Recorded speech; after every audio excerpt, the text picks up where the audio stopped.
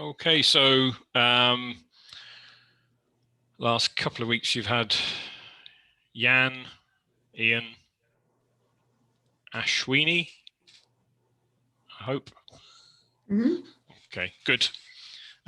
So sort of moving through this week is a sort of topic entitled Emerging Risks, and it's a sort of bit of a sort of catch-all section, really, in terms of some of the wider issues. I don't think perhaps emerging isn't so much a good way of describing it, as these are there and out and about on site development. So essentially going to pick up on a few sort of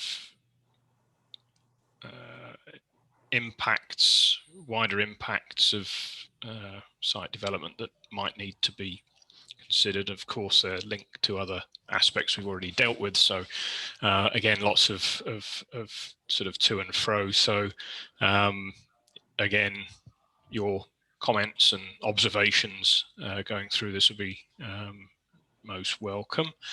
I'm going to try and share it and get things moving. Right. So should have emerging risks. Nice lockdown wandering photo from last year. It'd be snowy now if I took it again.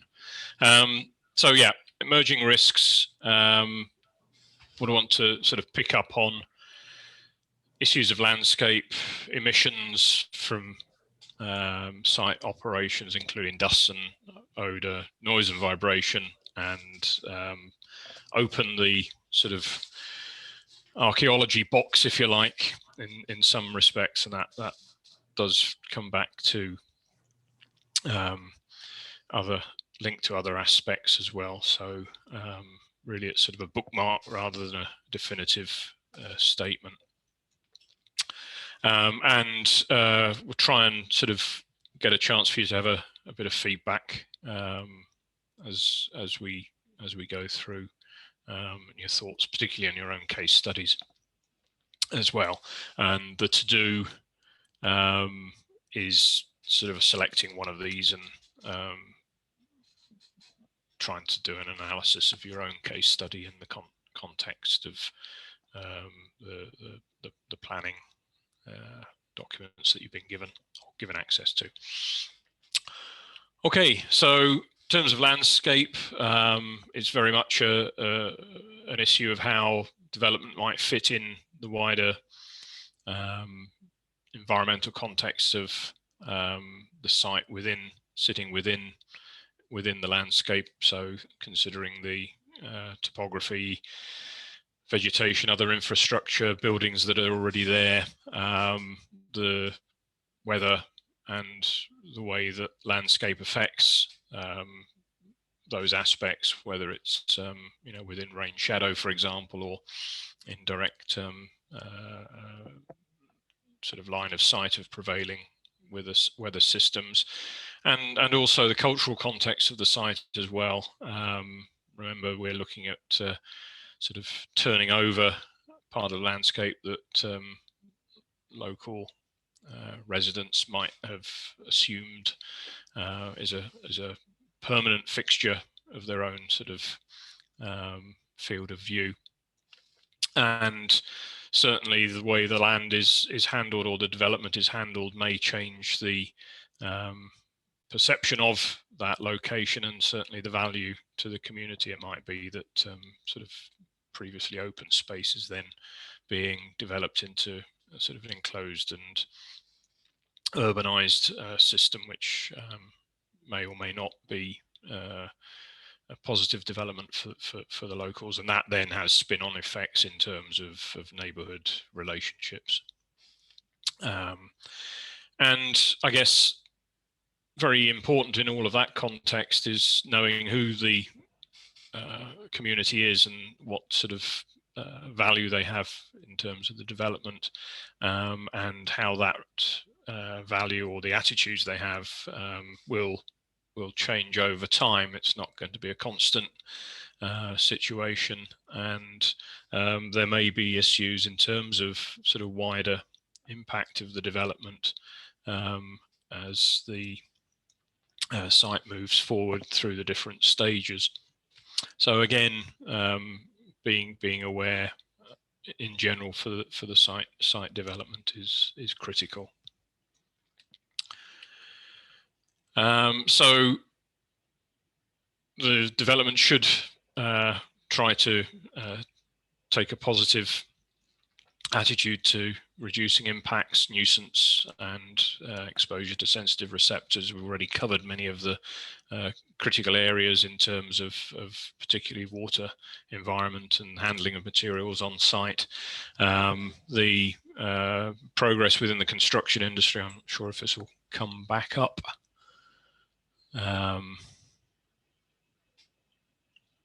We got that, the website, sort of in terms of trying to put a positive image of development. This is obviously in relation to areas where there are sort of very close contact with neighbours and local community, perhaps further out in the rural environments. Other issues will be important there.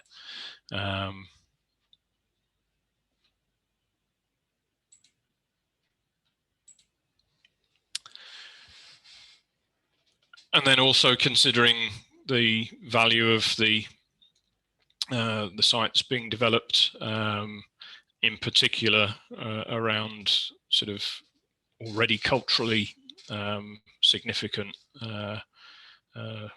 landscapes, so heritage sites, gardens, conservation areas, the archaeology of the region as well, to take that into account. Okay, so in terms of site impacts, dust emissions and odour, again, very much tuned in with the development process for the site, in terms of what happens when, what materials are being moved around, stockpiled, developed, if there's a demolition phase, construction phase, storage of materials, and again in relation to the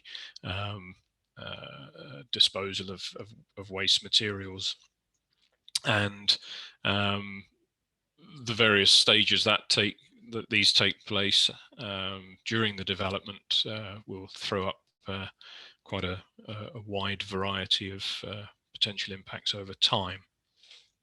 And thinking again about controlling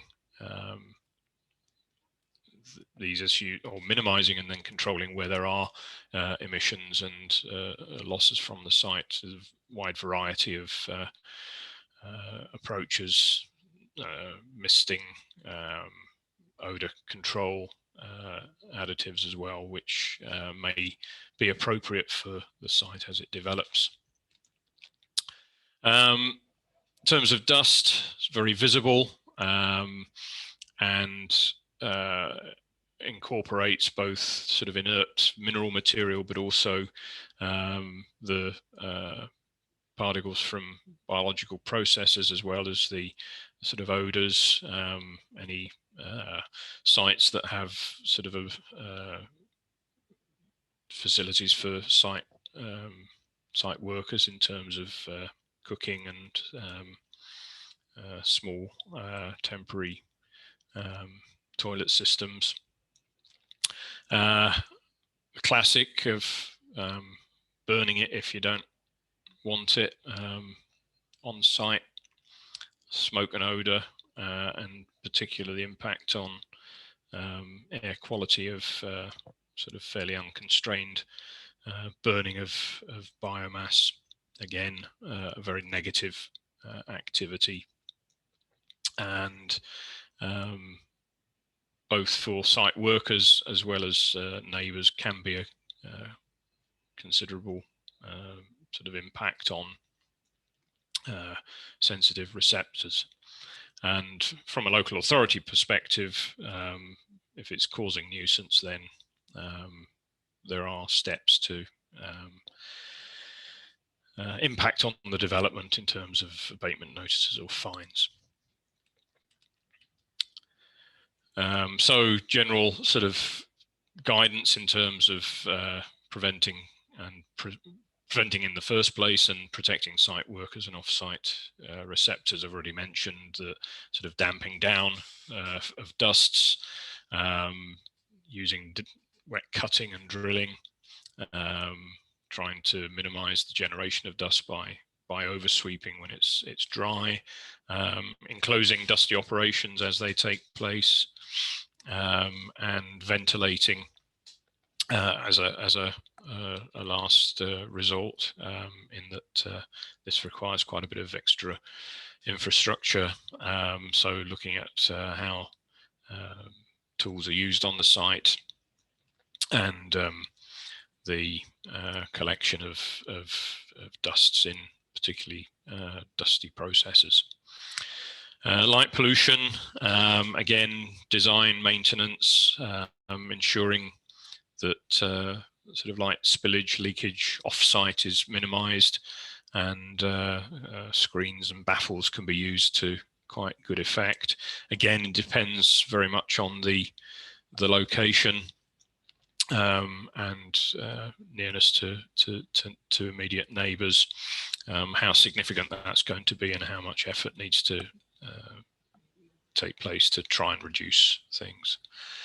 And again, vandalism, unwanted visitors to the site, and how that can be monitored and reacted to if it is a particular problem. And again, very dependent on proximity to neighbours, and the potential for sort of impact as a result of materials that have been destroyed or stolen even during the site development. So a quick sort of list of control methods, fairly self-explanatory, and certainly overlap a lot with some of the other site activities that we've spoken about previously. So again, in terms of designing and planning the site, where the routes are for moving material around, how sort of surface residues have been controlled, damped down, maintained in terms of clearing during particularly heavy traffic periods. If site demolition takes place, then again the whole sort of life cycle of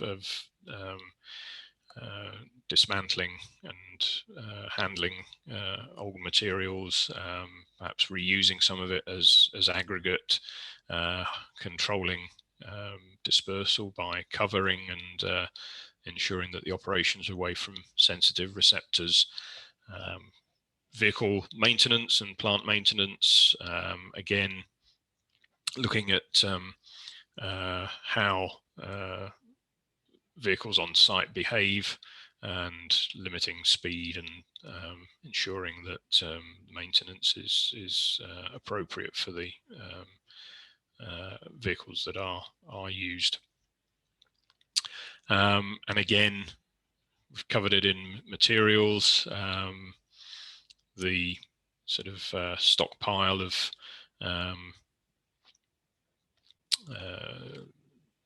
site resources, protected from the elements, particularly wind for solid materials, and minimizing the amount of material taken and moved around on site, and where appropriate to try and keep bare soil, for example, covered with either artificial materials or to revegetate for periods of time, and how that affects the way that materials are handled. Storage away from the boundary, generally good practice to cover skips that are being filled. Ensure that when operating the site that the material handling is carried out at a sort of with a minimum fall height, and any damping down is needed for dry weather. With concrete mixing, again, enclosed in restricted areas, grinding and cutting again. The sort of wet cutting or vacuum extraction approach is very effective, and the sort of minimal work on site, if possible, to try and reduce the potential for emission generation and dispersal off site. In terms of vehicles and plant, again, maintenance, controlling the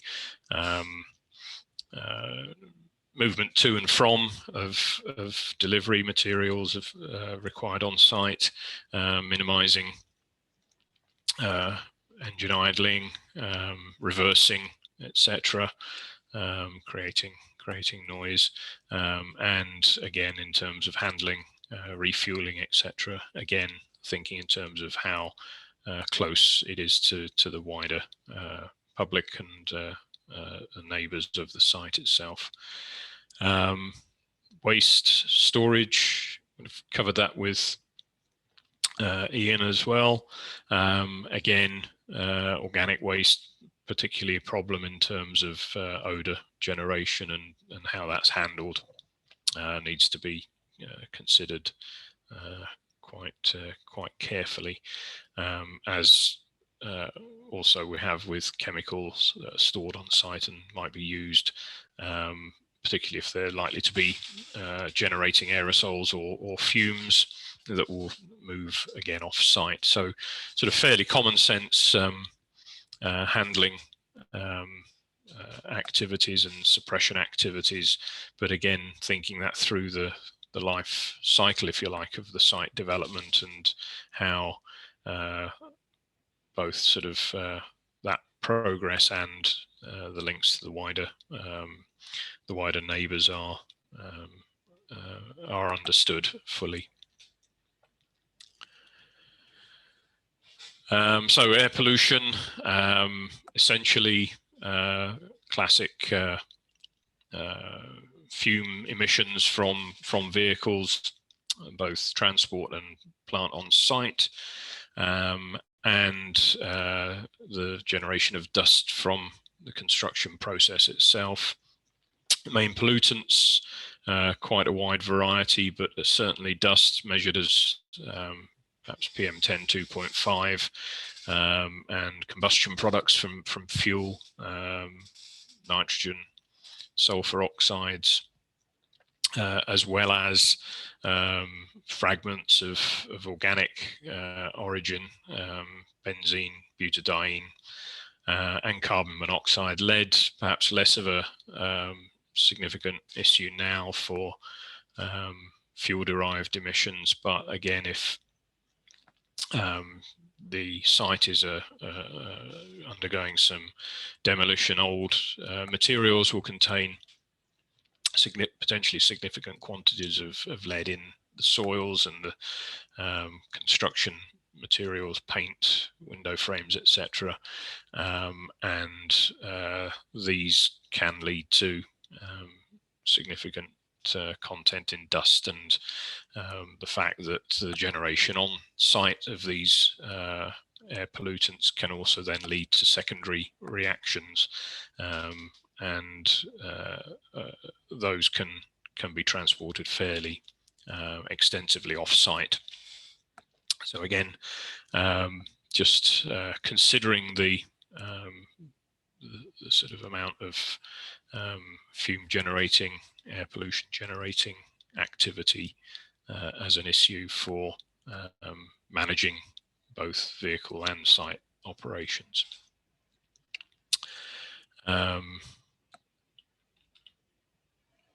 So how does how do we deal with the assessment process? It's a fairly involved activity, but some sort of basic guidance and suggestions.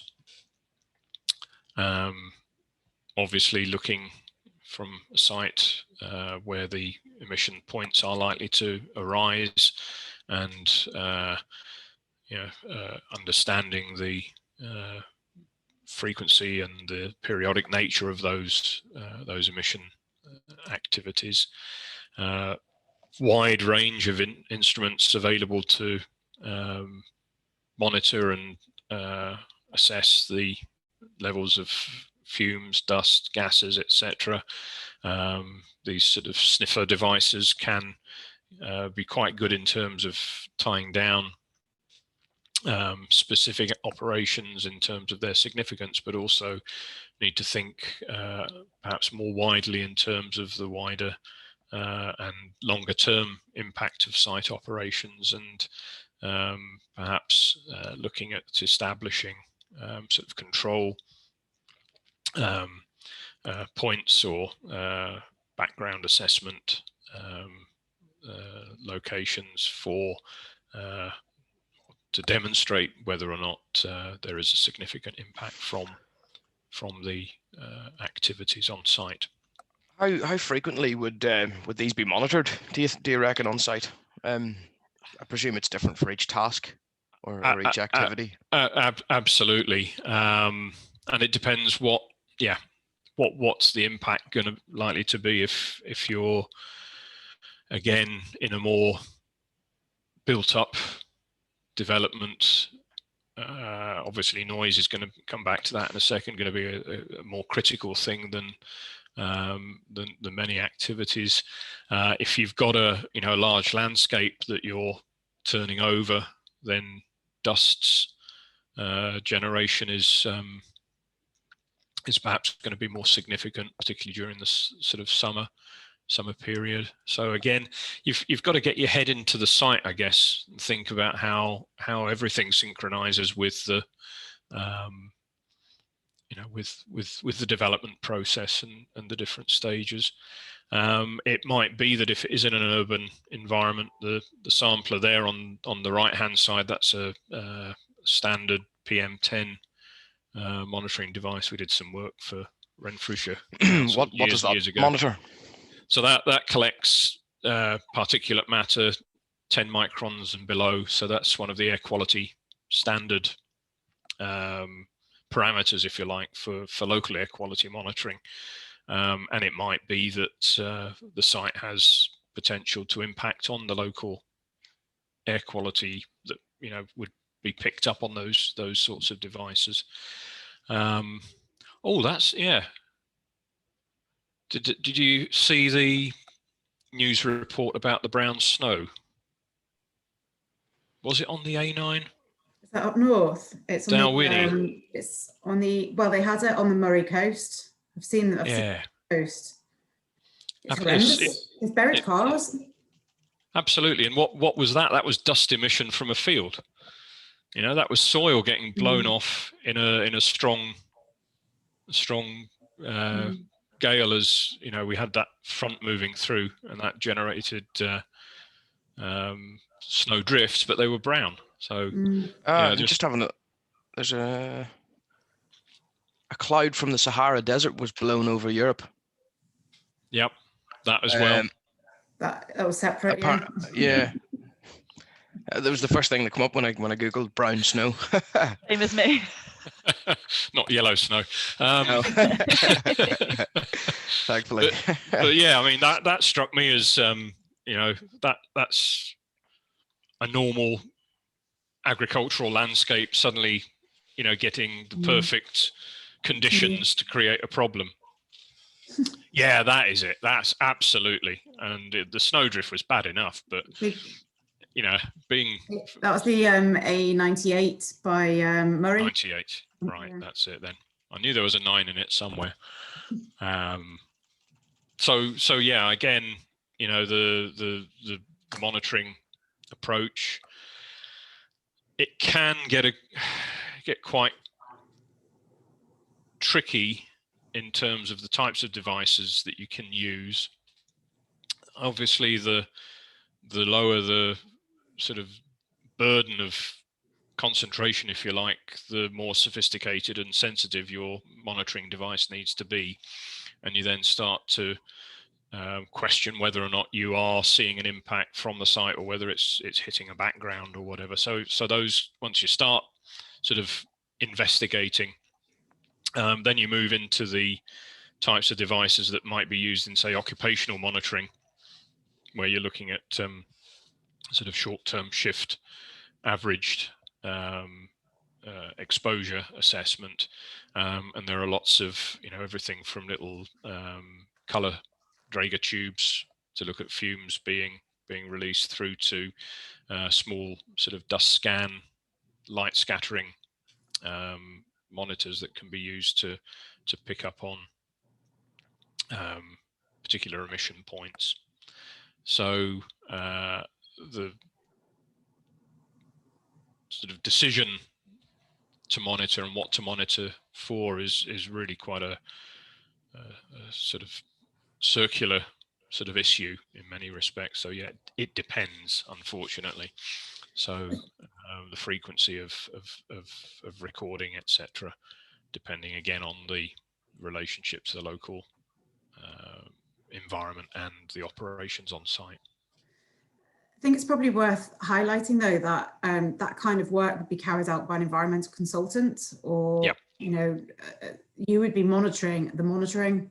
So you wouldn't actually, as an environmental clerk of works, you wouldn't really be involved in any of this. You'd be just checking that it's been undertaken and the processes which they've done, and is it in line with best practice or guidance or project documents.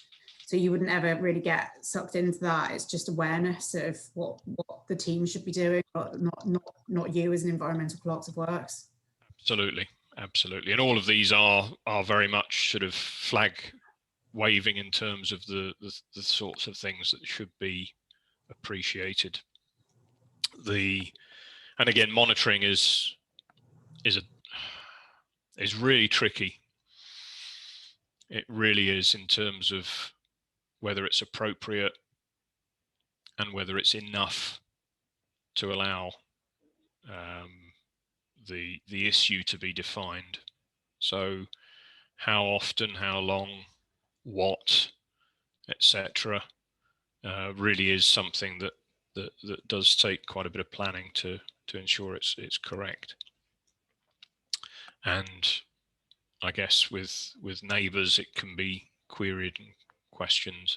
So somebody decided to burn a bit of wood because it was just too much trouble to get it off site, or it was cold and they wanted to warm their hands or something like that.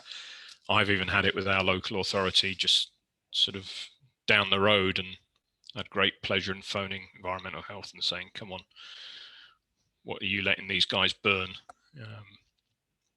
So again,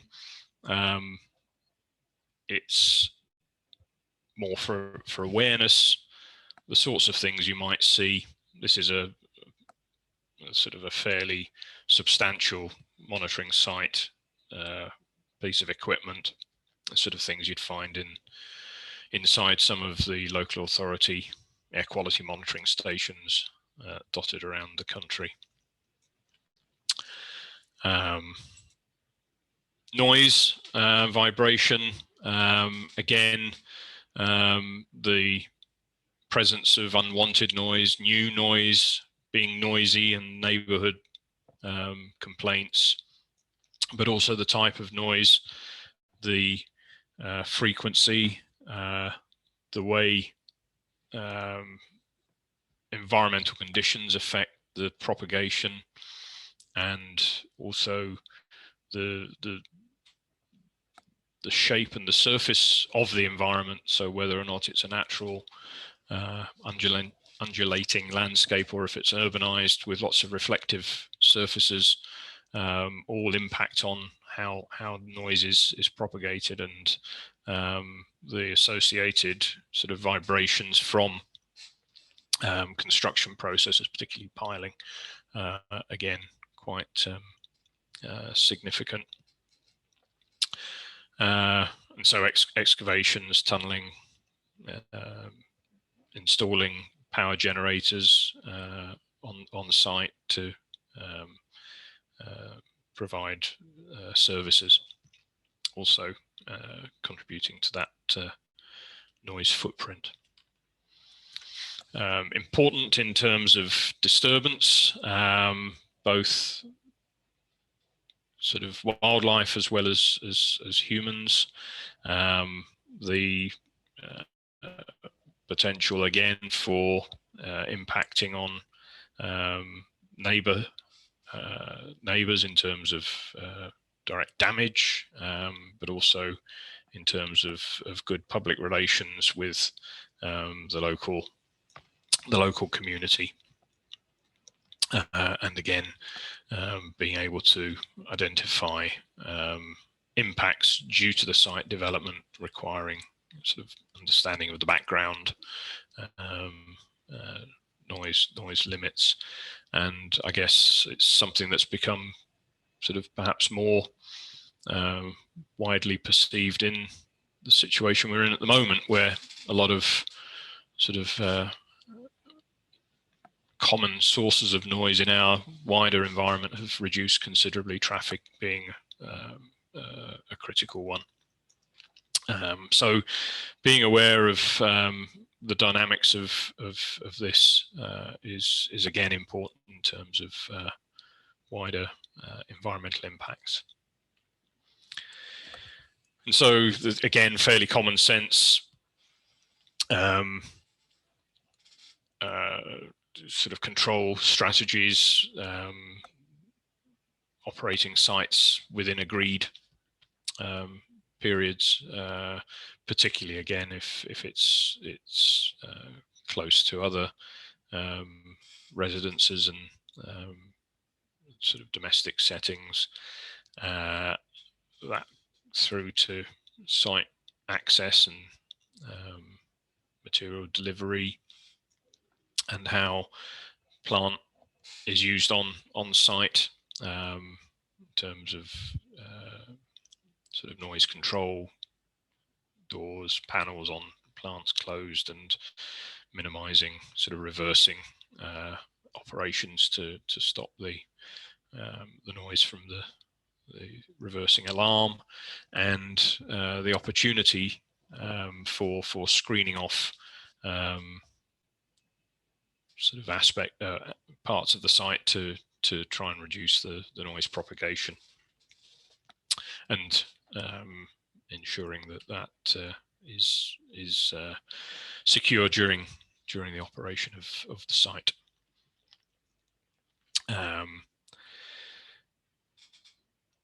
Variety of trigger levels, and again a lot of discussion as to what is too noisy. There's nuisance as well as sort of periodic and consistent noise levels, but ensuring that when any monitoring is taking place, that it is performed in a consistent manner. Where and how you monitor is just as important as what you monitor with, and so understanding the confounding factors of the effects of wind speed, for example, and shielding of the monitor by particular features in the sort of location.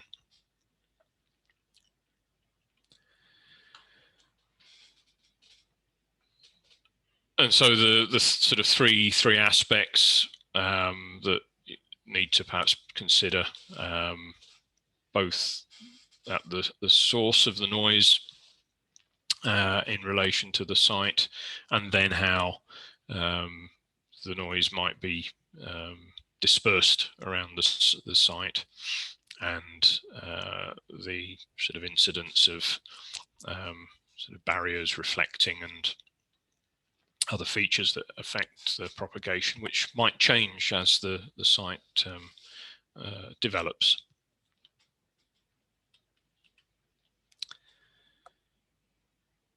Okay, archaeology heritage, and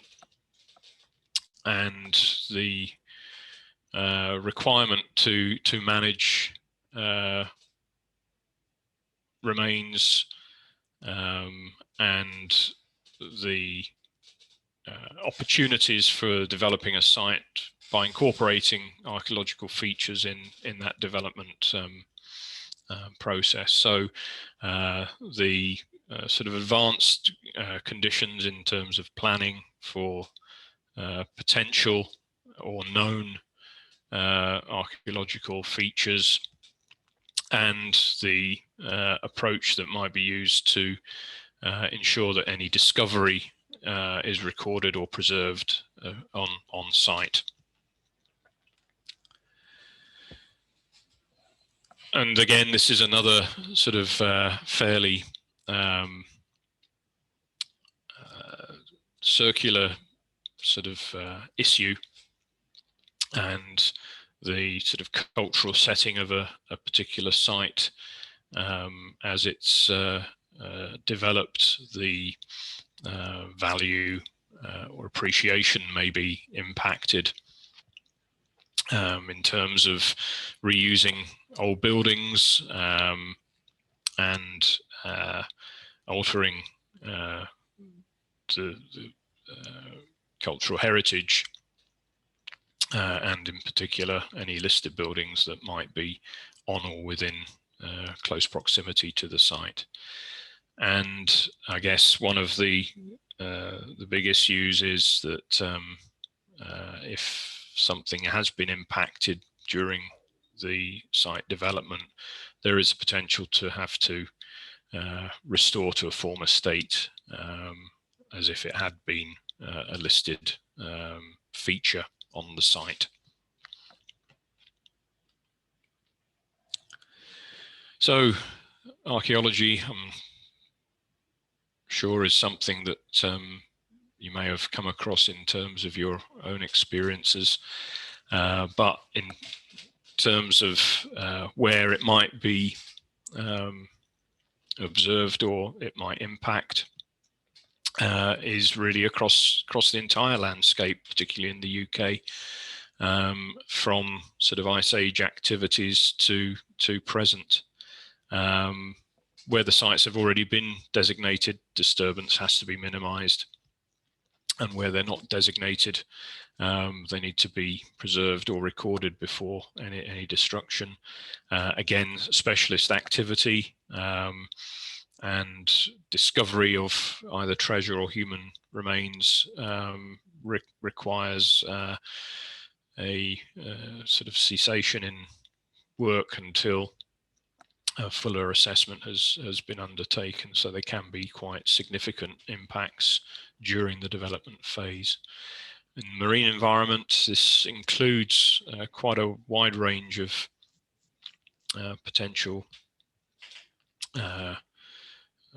situations. So vessels and vehicles found underwater, or debris from any human activity that's taken place. Archaeology often impacts public opinion of schemes as well. Yeah. I mean, archaeology is sort of a thing that isn't often found until excavation work on site takes place. Early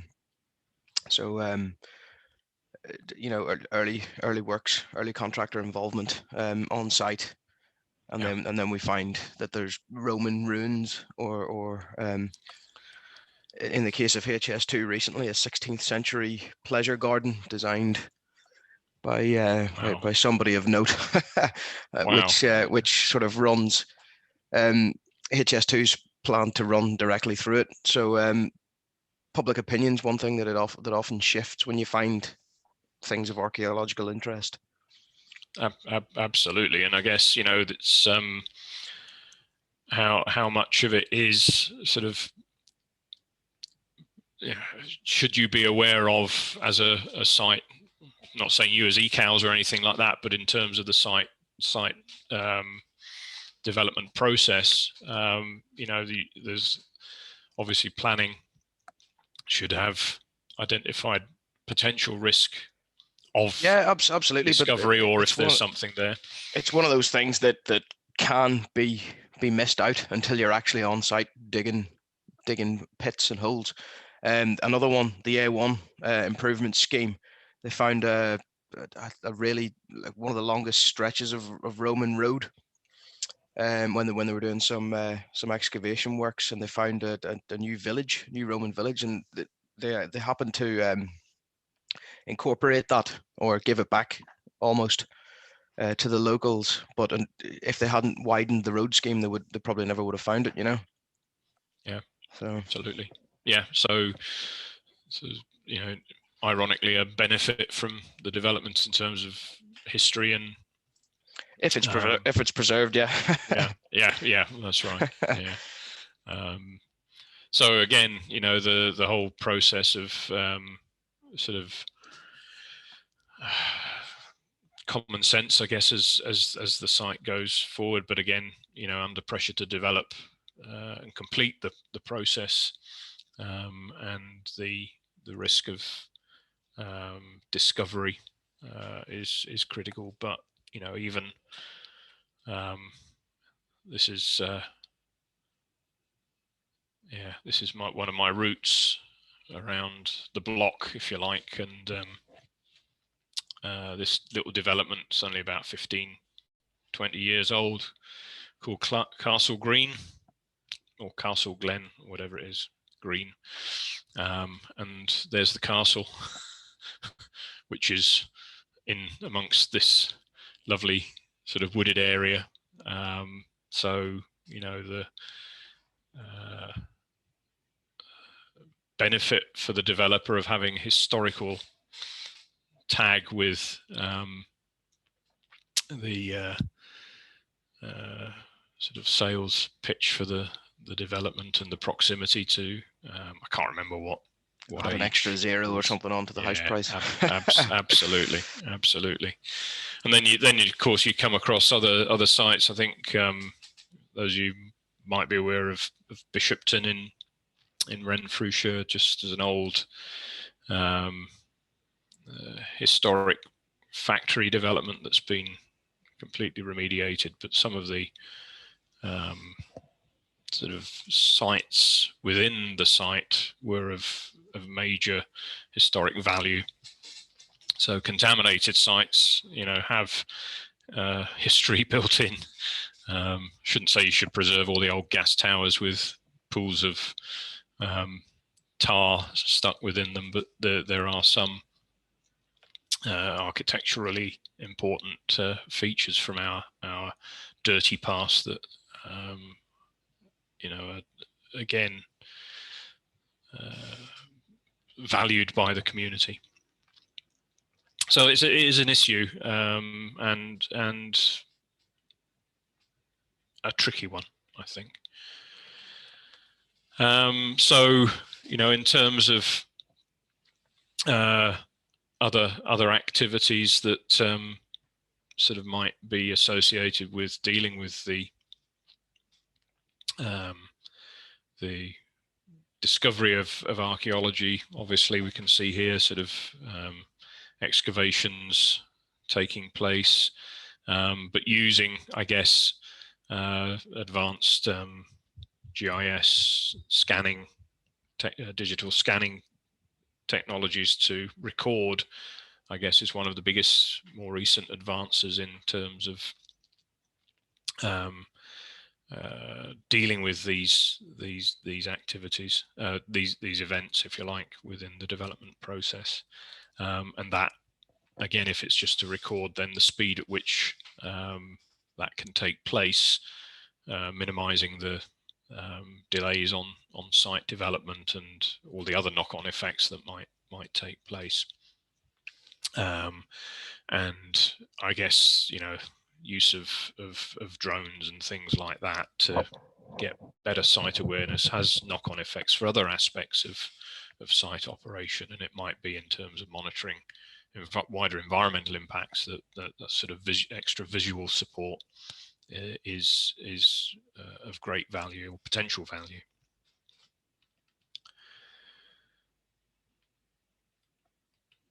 So that's a quick run through the sort of emerging risk issues, and again, the sort of the take-home stuff is for your case studies. Are one or more of those categories significant for your site? Again, your own reflections on the potential. If not, that's fine, but there might be some local issues that need to be picked up. And that is essentially where I wanted to finish, with sort of review of the materials and get your own thoughts on those aspects. So emissions, noise, archaeology, how bad has it been for you in the past? Is your case study rich with potential pitfalls in that area?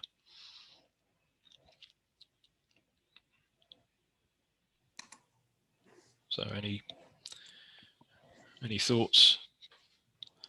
I guess it hugely depends on whether you've got an urban setting or a rural setting. That will massively influence, I guess, what you identify in terms of those types of impacts. Absolutely. Mine will probably be less so because I'm doing the overhead cable, so it's going to be pretty rural, but I think there is an archaeological site very close by. Dust and emissions, obviously pretty common wherever in summer periods. If you've got long dry spells, that's always going to be an issue. Yeah, I think they'll probably be the key ones that I'll consider. Okay, good. In terms of definition of emerging risks, though, is that when you say emerging, because I think of emerging risks as being something a bit different. So you've identified it in terms of as a project goes along, new things which might come to light. Yeah. Because the risk of, for me, like the risk of a archaeological or all the been through elements that you've identified, they're sort of old risks, but they just might change. You might be you have to be quite dynamic at site to respond to them. I think that's it exactly. We know they're there, potentially there, but the significance will change. So whether that's air pollution, noise, or the discovery as something goes through, and then how the dynamics of the site developing and progressing is affected, and therefore how that impacts on the whole impact of the site. Circular again, but it's again trying to keep an eye on those balls that have to be juggled. So how much an ECAL would be engaged with that in some areas is going to be limited, but as you pointed out, being aware that suddenly there might be a change in the risk to the water environment because something's stopped, or it might be increased because something's moved. I think from sort of my ECAL experience, I would, particularly archaeology, that to me is quite, well, all of them actually are, to be fair, are all quite specialist areas. Yep.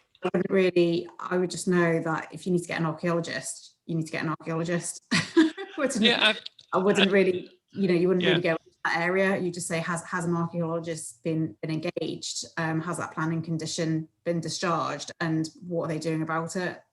Yeah. Just making sure that mechanism or that process has been followed. Absolutely, and again, that's the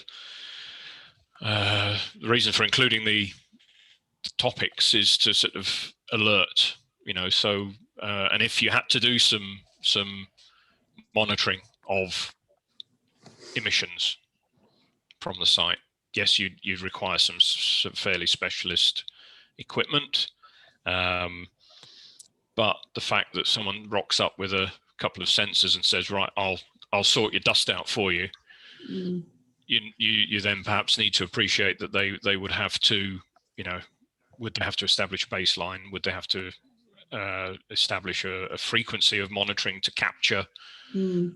what we think is the problem. Is it Mm. periodic emission, or is it a consistent emission? Mm. Crikey, before lockdown, got hit with an inquiry from Colombia about a coal mine and its impact on the local community.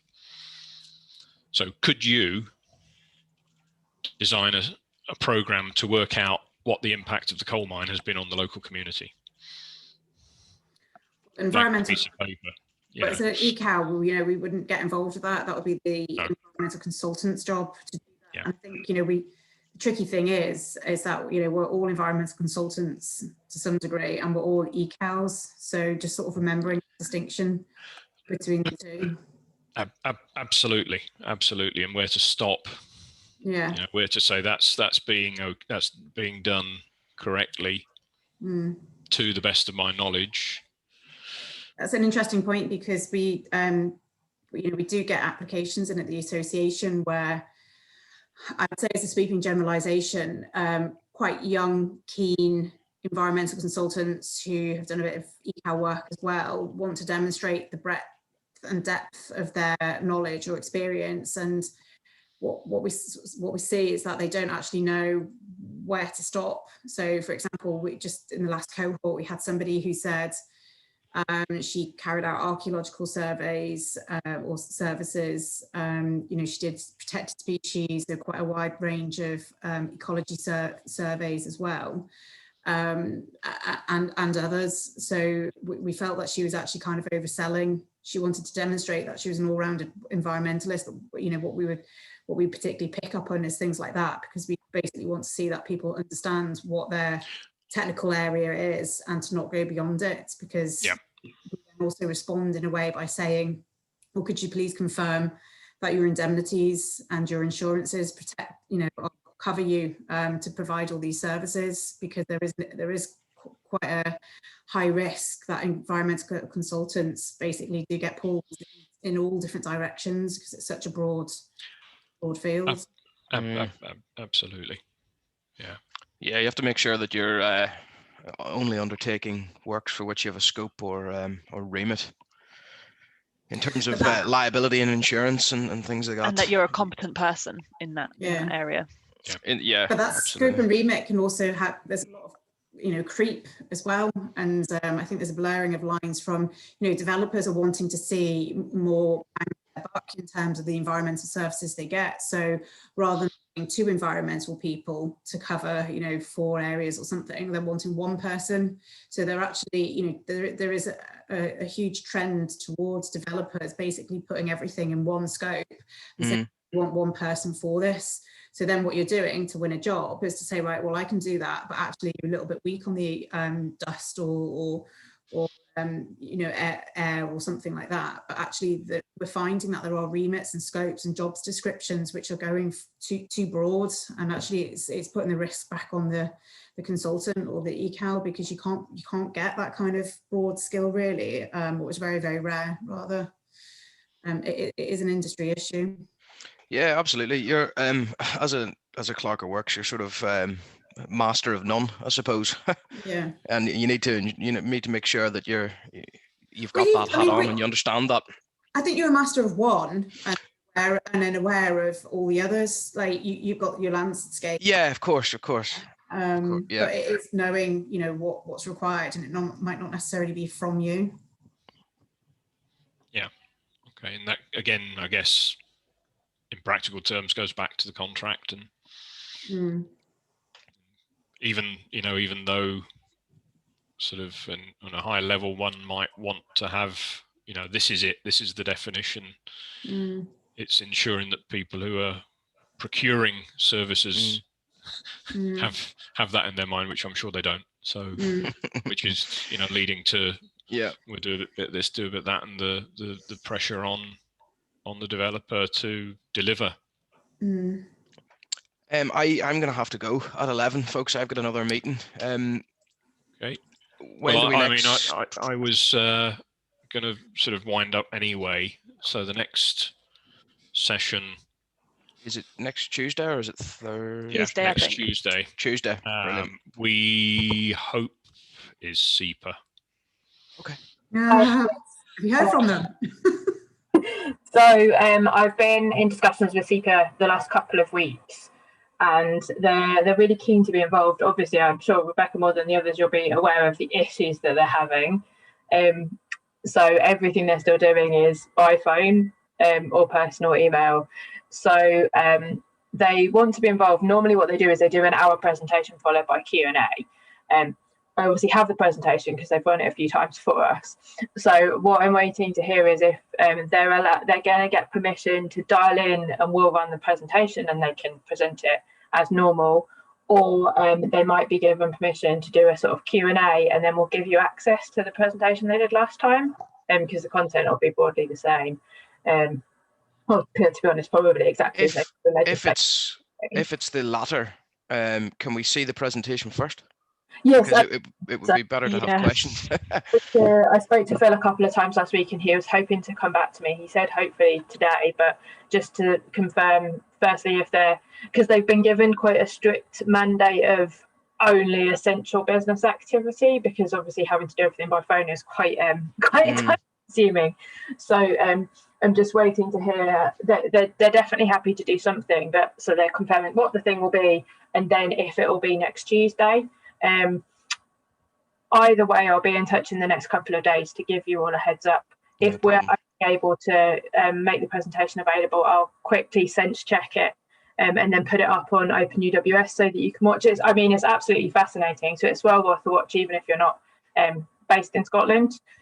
And then we can arrange a time. And if it happens that they can't dial in next Tuesday, we might give that to you as study time.